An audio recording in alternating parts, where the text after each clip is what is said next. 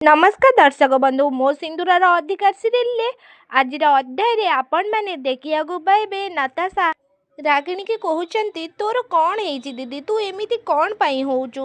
नताशा रागिणी को एमिति कहला बेले रागिणी नताशा हाथ को छाटी दौरान रागिणी नताशा को गोटे सत चापुड़ा दौरान आउ कहते दूरे रह तू मो ठारू दीदी बोलिकी तू मते डाकनी मु तो दीदी नुह तू होचु गोटे खुनी आसामी तो मनरे माही पाई कौन अच्छी सेटा मते बहुत भल भाव जना तमे समस्ते मिसिकी मो माही को मारी देइछ।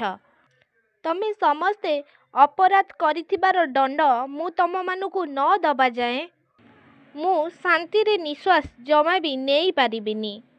नताशा को रागिणी एमिति कहउचंदी आउ नताशा आउ धनश्री शालिनी आउ जयदेव बहुत डरी जाउछंदी।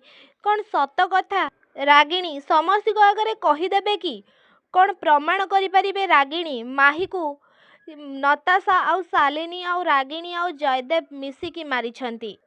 धनश्री को मुक्ति एते भल पाउतले निज माँ भली भावुले किंतु धनश्री मुक्ति को जीवन नु मारिबा पाई भी पछेलेनी। हाँ दर्शक बंधु मो सिंदूरर अधिकार सीरियल आपण मैंने आज अध्याय एमिति किछि देखिया को पाइबे। आपण मानकु कौन लगुच कौन रागिणी समस्ती को सबु सत कथा जणे देवे नताशा ही मुक्ति को मारिबा को चेष्टा करुले आउ नताशा ही रागिणी एमिति अवस्था पाई नताशा ही दायी थिले। नताशा तांको बड़ दीदी को भी मारिबा को पछेलेनी केवल आदिंग पाई नताशा बहुत तलकू खसी जाइछंती।